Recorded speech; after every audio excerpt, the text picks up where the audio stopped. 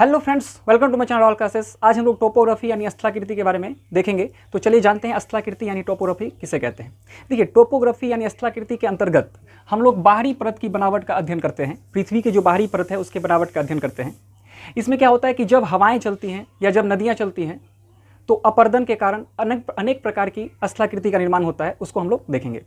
देखिए, सबसे पहले हम लोग जानेंगे उच्चावच यानी रिलीफ क्या होता है। रिलीफ किसे कहते हैं? तो ऊबर खावर आकृति जो आप पृथ्वी के ऊपर देख रहे हैं, ऊबर खावर आकृति को हम लोग रिलीफ यानी उच्चावच कहते हैं। उच्चावच तीन प्रकार के होते हैं। प्रथम श्रेणी का उच्चावच, द्वितीय श्रेणी का उच्चावच और तृतीय श्रेणी का उच्चावच। प्रथम श्रेणी के उच्चावच में महाद्वीप और महासागर को रखते हैं, यानी कॉन्टिनेंट और ओशियन को रखते हैं प्रथम श्रेणी के उच्चावच में। इसका सेकेंड श्रेणी के उच्चावच की बात करें तो महाद्वीप पर बनने वाली आकृति, जैसे महाद्वीप पर आप देखे होंगे, जिस कॉन्टिनेंट पे आप रहते हैं, एशिया में देखे होंगे, एशिया कॉन्टिनेंट में, भारत एशिया कॉन्टिनेंट पे है, तो उसमें देखेंगे आपकी पहाड़ मिलेंगे, पठार मिलेंगे, पर्वत मिलेंगे, मैदान मिलेंगे, मरुस्थल मिलेंगे। ये सब द्वितीय श्रेणी के उच्चावच में हम लोग रखते हैं। और तृतीय श्रेणी के उच्चावच में हम लोग अपक्षय, अपर्दन और निक्षेपण से बनने वाली आकृति को रखते हैं, जैसे भी आकार की घाटी, एस आकार की घाटी। ये सब घाटी के आगे बात करेंगे। बस आप ये समझिए कि तृतीय श्रेणी में अपक्षय, अपर्दन और निक्षेपण से बनने वाली आकृति को रखा जाता है।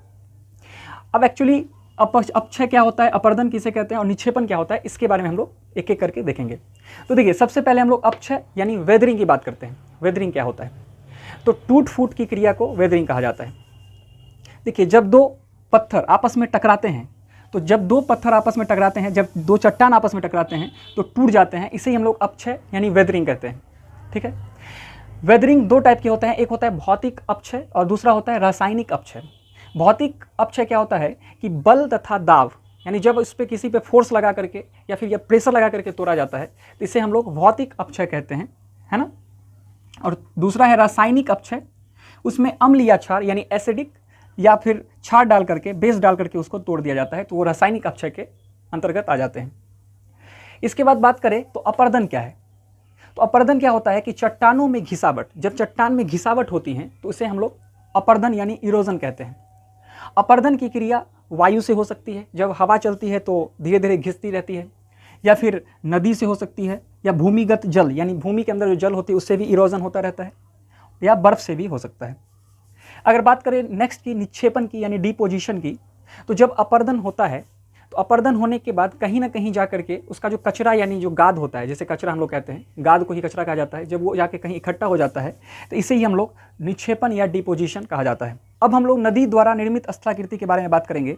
तो मैंने जो अभी अपक्षय, अपर्दन और निक्षेपण के बारे में आपको बताया, वो सभी नदियाँ करती हैं, नदी के द्वारा किया जाता है। देखिए, गाँव घर की जो महिलाएँ होती हैं वो भी अपक्षय, अपर्दन और निक्षेपण करती है। जब मसाला पीसती हैं, जब सील पे मसाला को पीसा जाता है तो सबसे पहले मान लीजिए कि अदरक है, तो अदरक को रख के सबसे पहले इसको कूच दिया जाता है, यानी तोड़ दिया जाता है, जिसे हम लोग अपक्षय कहते हैं, यानी टूट फूट कर दिया जाता है। इसके बाद जब मसाला को पीसा जाता है तो अपर्दन करता है, और जब मसाला पीस जाता है तो एक जगह पे जाके वो क्या होता है, इकट्ठा हो जाता है, जिसे हम लोग निक्षेपण यानी डिपोजिशन कहते हैं। तो वैसे नदियाँ भी तीनों काम करती हैं, अपक्षय भी करती हैं, अपर्दन भी करती है और निक्षेपण भी करती है। तो चलिए एक एक करके देखेंगे। तो सबसे पहले जानेंगे उद्गम क्या होता है। तो नदियाँ जिस स्थान से निकलती है उसे हम लोग उद्गम कहते हैं, है ना, नदी का उद्गम कहा जाता है।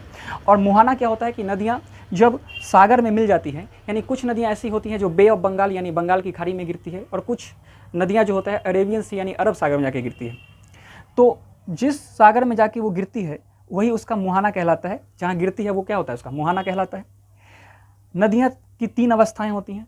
नदियाँ जो हैं तीन अवस्था में होती है। पहला युवावस्था में, और युवावस्था में जो है ये पर्वतीय ढाल पर होती है, यानी पर्वतीय ढाल पे जब ये चलती है तो इसे हम लोग क्या कहते हैं, युवावस्था कहते हैं। और इसमें बहुत ज़्यादा क्या होता है, पानी में करंट होता है, बहुत ज़्यादा पावर होता है पानी में, तो युवावस्था में होती है।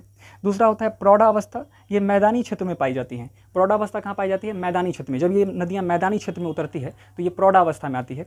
और उसके बाद वृद्धावस्था में क्या होता है कि नदियाँ मुहाने तक पहुँच जाती है। वृद्धावस्था में नदियाँ मुहाने तक पहुँच जाती है, उसमें इतना पावर नहीं होता है कि वो या तो अपर्दन कर पाए या फिर टूट फूट यानी अपक्षय कर पाए, तो लास्ट में वो क्या करती है, निक्षेपण कर देती है। तो नदियाँ मुहाने तक पहुँच जाती है, जिसके कारण ढाल कम होने के कारण, इसके पास ढाल क्या होती है, कम होती है। ढाल को ज्योग्राफी के भाषा में प्रवणता कहा जाता है। क्या कहते हैं, ग्रेडियंट्स कहते हैं, प्रवणता कहा जाता है ज्योग्राफी के लैंग्वेज में। तो ढाल जो होता है कम होने के कारण सिर्फ निक्षेपण करती है, बाकी कुछ नहीं कर पाती है। तो वृद्धावस्था में नदियाँ क्या करती है, क्योंकि उसके पास पावर ही नहीं रहता है, तो पावर ना होने के कारण वो क्या करती है, सिर्फ निक्षेपण करती है और निक्षेपण करके चली जाती है। ठीक है। देखिए क्या होता है कि प्रवणता यानी ग्रेडियंट क्या होता है कि नदियों की शक्ति ढाल यानी प्रवणता से मिलती है, यानी जितना नदी का ढाल जिस तरफ ज़्यादा रहेगा उसको शक्ति उधर ज़्यादा मिलती है ना। तो ज्योग्राफी के लैंग्वेज में ढाल को प्रवणता यानी ग्रेडियंट्स कहा जाता है। इसका नेक्स्ट बात करेंगे क्षिप्रिका क्या होता है। तो देखिए जब नदी पहाड़ पे चलती है, जब पहाड़ पे निकलती है, नदियाँ निकलती है, तो जब उस पे नदी जो चलती है तो क्या होती है, पहाड़ पे कुछ मुलायम चट्टानें होते हैं और कुछ कठोर चट्टानें होते हैं। तो मुलायम चट्टाने को तो वो काट देती है, लेकिन कठोर चट्टान को नहीं काट पाती है। जैसे इस पिक्चर में देखेंगे तो यहाँ पे जो पानी भरा हुआ है इसका मतलब इस पार्ट को ये काट दी है, लेकिन ऊपर जो उठा हुआ है इसको ये नहीं काट पाई है, क्योंकि ये मुलायम चट्टान नहीं है, क्या है, कठोर चट्टान है, और ये मुलायम था इसलिए इसको काट दिया। तो इस तरीके का जो इमेज बनता है, इस तरीके की जो आकृति बनती है, इसे हम लोग क्षिप्रिका कहते हैं, है ना। मुलायम चट्टान को काट देती है, कठोर चट्टान को नहीं काट पाती है, तो इस आकृति को हम लोग क्या बोलते हैं, क्षिप्रिका बोला जाता है। ठीक है। इसके बाद फिर वो आगे बढ़ती है तो भी आकार की घाटी बनाती है। मैंने यहाँ पे बताया था भी आकार की घाटी। तो भी आकार की घाटी को किस श्रेणी में रखते हैं, तो उच्चावच के तृतीय श्रेणी में, तृतीय श्रेणी का उच्चावच में रखते हैं। देखिए भी आकार की घाटी क्या होता है कि जब दो पहाड़ के बीच से नदियाँ निकलती हैं तो भी आकार की घाटी, मान लीजिए ये पहाड़ है और ये पहाड़ है, इस दोनों के बीच से नदियाँ निकलेगी तो कैसी घाटी बनाएगी, भी आकार की घाटी बनाती है, यानी भी शेप की घाटी बनाती है। ठीक है। देखिए इसके बाद जब ये क्या होता है कि जब भी शेप की आकृति बनाती है तो धीरे धीरे तो भाई इसमें भी तो अपर्दन होता ही रहेगा, कहीं ना कहीं इरोजन होता ही रहेगा। तो अपर्दन होने के कारण ये धीरे धीरे इसको क्या करती है ना, बड़ा कर देती है। तो यानी जो भी आकार की घाटी है इसको ये बड़ा करके क्या करती है, बड़ा कर देती है, जिसे हम लोग गार्ज कहते हैं, है ना। तो लिखा भी है कि भी आकार की घाटी गहरी हो जाती है तो इसे हम लोग गार्ज कहते हैं। यानी पहले जब पहाड़ से निकली तो भी आकार की घाटी थी, इसी भी आकार की घाटी करते इरोजन करते करते करते करते अपर्दन करते करते ये बड़ा कर दी, तो जिसे हम लोग गार्ज कहते हैं। ठीक है।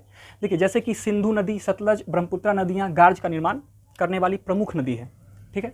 इसके बाद अगर और बात करें तो ऐसा नहीं है कि वो सिर्फ वहीं जाके रुक जाती है, फिर वो धीरे धीरे क्या करती है, फिर अपर्दन स्टार्ट होता है, अपर्दन करना स्टार्ट होता है, और धीरे धीरे जो बड़ा गार्ज है वो धीरे धीरे इसका अपर्दन करते करते करते करते पूरा सीधा ढाल कर देती है। यानी पूरा क्या करती है, नीचे से मिट्टी काटते काटते पूरा सीधा ढाल कर देती है, जिसे हम लोग आई आकार की घाटी कहते हैं, जिसे हम लोग कैनियन भी कहा जाता है। आई आकार की घाटी या कैनियन भी कहा जाता है। तो गार्ज से भी गहरी होती है, कौन होती है गहरी, आई आकार की घाटी। तो आई आकार की घाटी इसलिए पड़ा क्योंकि ये काटते काटते पूरा आई के शेप की बना देती है, इसलिए इसे आई आकार की घाटी कहते हैं। इसे कैनियन भी कहा जाता है। सबसे गहरा कैनियन की बात करें तो ग्रांड कैनियन है, जो यूएसए यानी अमेरिका में है, यूनाइटेड स्टेट्स ऑफ अमेरिका में है, जो कोलोराडो नदी पर बनाती है। तो ग्रांड कैनियन किस नदी पर है, कोलोराडो नदी पर है। किस देश में है, यूएसए में है। ठीक है। अब हम आगे बात करें तो जब नदी पहाड़ से नीचे उतरती है, पर्वत यानी पहाड़ से नीचे उतरती है, तो जब पर्वत से नदियाँ नीचे उतरती है तो नीचे उसका जो पानी है वो नीचे की तरफ गिरता है, जिसे हम लोग जलप्रपात यानी वाटरफॉल कहते हैं। क्या कहते हैं, जलप्रपात या वाटरफॉल कहते हैं। तो जब नदियाँ ऊंचाई से गिरती है तो उसे हम लोग जलप्रपात या वाटरफॉल कहते हैं। इसके बाद जब नीचे गिरती है तो नीचे गिरने के फलस्वरूप बड़े बड़े चट्टानों को लेके चलती है। ठीक है। तो बड़े बड़े चट्टान जो होते हैं वो भी नीचे गिरते हैं। तो नीचे गिरने के कारण वहाँ पे क्या होता है कि एक पत्थर दूसरे पत्थर से, चट्टान से एक चट्टान दूसरे चट्टान पर टकरा करके टूट जाती है, जिसे हम लोग अपछा कहते थे। तो नदियाँ अपछे किया कि नहीं, यानी वेदरिंग भी करती है कि नहीं, करती है। तो जब नदी पर्वत यानी पहाड़ से नीचे गिरती है तो वो बड़े बड़े चट्टानों को लेकर, क्योंकि युवावस्था में रहती है और युवावस्था में उसके पास बहुत ज़्यादा शक्ति होती है, तो बड़े बड़े चट्टानों को लेकर के नीचे गिराती है, और एक चट्टान दूसरे चट्टान पर जब गिरता है तो वो टूट जाता है, तो जिसे हम लोग अपक्षय कहते हैं। ठीक है। तो जब ये गिरता है तो बड़ा सा एक गड्ढा कर देता है, और बड़ा सा गड्ढा होने के कारण उसमें पूरा पानी भर जाता है, जिसे हम लोग अवनमन कुंड कहते हैं। क्या कहते हैं, अवनमन कुंड कहते हैं। तो देखिए यहाँ पहाड़ से, पर्वत से जो है ये क्या हुआ, पानी गिरा यानी नदी गिरी, तो जिसे हम जलप्रपात कहे, और यहाँ पे जो है ये गड्ढा कर दिया, जिसे अवनमन कुंड कहते हैं। और अवनमन कुंड में जब पानी भर जाता है तो फिर ये मैदानी भाग में प्रवेश करता है, और मैदानी भाग में प्रवेश करते समय ये एस आकार की घाटी बनाती है। कैसे बनाती है, एस आकार की घाटी। तो बताइए एस आकार की घाटी कहाँ बनाती है, मैदानी भाग में। कौन बनाती है, नदी बनाती है। नदी के द्वारा एस आकार की घाटी बनता है। और भी आकार की भी घाटी कौन बनाती है, नदी बनाती है। तो एस आकार की घाटी ये बनाती है। लेकिन कभी कभी क्या होता है कि जब ये एस आकार की घाटी में चलती है तो कभी कभी जो है ये अपना मार्ग बदल लेती है। यानी कुछ नदियाँ जो है मार्ग बदलने में क्या है, फेमस है, जैसे कोसी नदी मार्ग बदल लेती है। तो वैसे ही ये जो है ना नदियाँ मार्ग बदल लेती है। सपोज डेट ये इधर से पहले जा रही थी, अब जो है इधर से चलने लगी। ठीक है, अब इधर से चलने लगी, ये वाला पार्ट अलग हो गया, अब नदियाँ इधर से चलने लगी। तो जब नदियाँ इधर चलने लगती है तो ये वाला जो पार्ट है, ये वाला जो पार्ट है ये तो अब बच गया। तो ये वाला जो पार्ट बच गया, जिससे इसी को हम लोग क्या कहते हैं, गोखुर झील कहते हैं। क्या कहते हैं, गोखुर झील। ऑक्सबो लेक, इसका नाम क्या पड़ता है? Oxbow lake. देखिए जब ये एस आकार की घाटी होती है, तो जब एस आकार की घाटी बनती है और जब नदियाँ अपना मार्ग बदल लेती है, तो मार्ग बदलने के कारण यहाँ पे पानी इकट्ठा हो जाता है, तो एक झील का निर्माण करती है, जिसे हम लोग ऑक्सबो लेक कहते हैं, यानी गोखुर झील। गाय के खुर के समान इसका आकार होता है, इसलिए इसे गोखुर झील कहा जाता है। ठीक है, ऑक्सबो लेक कहते हैं। इसके बाद आगे बढ़ेंगे तो नदियाँ जो है जब ये बूढ़े अवस्था यानी वृद्ध अवस्था में आती है, तो इसके पास अब पावर नहीं होता है, ना अपर्दन का, ना निक्षेपण का, ना अपर्दन का, ना अपक्षय का, तो लास्ट में तो निक्षेपण ही करेगी। तो देखिए जब नदियाँ चलती है तो यहाँ पे आपको नहीं लगता है कि ये अपर्दन इरोजन करती होगी? बिल्कुल करती है। इरोजन करती हर जगह से मिट्टी काट के लाती है, तो मिट्टी उसके पूरा क्या होता है, पूरा मिट्टी इसमें भरा होता है, इसके पानी में पूरा मिट्टी रहता है, मिट्टी को लेके चलती है, जहाँ जहाँ जाती है अपने ढाल के अकॉर्डिंग मिट्टी को भी ले चलती है। तो मिट्टी को ले चलती है, यानी हर जगह से जब ये युवावस्था में थी या प्रौढ़ावस्था में थी तो बेचारी बहुत ज़्यादा अपर्दन की, तो भाई कहीं ना कहीं जो अपर्दन करके जो ले जा रही है मिट्टी, वो कहीं ना कहीं तो इकट्ठा करेगी, क्योंकि इसके पास तो पावर फिर आगे मिलेगा नहीं, है ना, ढाल तो फिर ज़्यादा मिलेगा नहीं, और जहाँ ढाल कम होगा वहाँ पे इसकी पावर शक्ति कम हो जाएगी, तो ये वृद्धावस्था में चली जाएगी। तो ये क्या करती है, जो मिट्टी को लेती है, जिसे हम लोग कचरा कहते हैं यानी गाद कहते हैं, तो जब मिट्टी को लेते जाती है तो एक समय ऐसा आता है कि बेचारी लास्ट मूवमेंट पर वो क्या करती है, मिट्टी को जमा कर देती है। लेकिन कभी कभी जो है हम लोग कभी नदियाँ क्या करती है कि वो बीच में ही, नदी के बीच में ही कचरे का जमाव कर देती है ना, कचरे को जमाव करके साइड से बह जाती है, तो इसे हम लोग क्या कहते हैं, नदी द्वीप कहते हैं, है ना, नदी द्वीप। असम में है ब्रह्मपुत्रा नदी पर माजुली द्वीप, जो कि ब्रह्मपुत्रा नदी पर बना हुआ है। माजुली द्वीप नदी पर बना हुआ द्वीप सबसे बड़ा द्वीप है ना, नदी पर बनने वाला सबसे बड़ा द्वीप माजुली द्वीप है, जो असम में है, ब्रह्मपुत्रा नदी पर बनाती है।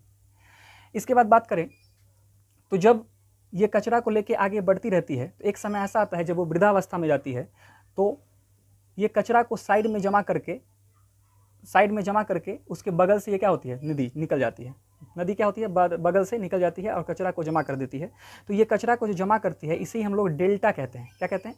डेल्टा कहा जाता है।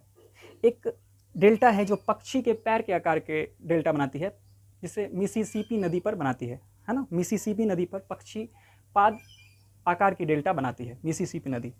तो ये जो है ये डेल्टा बनाती है, और डेल्टा जो होता है बहुत ज़्यादा उपजाऊ होता है। डेल्टा क्या होता है? बहुत ज़्यादा उपजाऊ क्षेत्र होता है, क्योंकि ये हर जगह से मिट्टी नोचते हुए आई है, अपर्दन करते हुए आई है, खाद बीज उसमें कोई कमी नहीं होता है। तो डेल्टा जो है बहुत ज़्यादा क्या होता है, उपजाऊ क्षेत्र होता है। तो डेल्टा जो है ये सुंदरवन का डेल्टा सबसे ज़्यादा फेमस है। सुंदरवन का डेल्टा पश्चिम बंगाल में बहुत ज़्यादा फेमस है।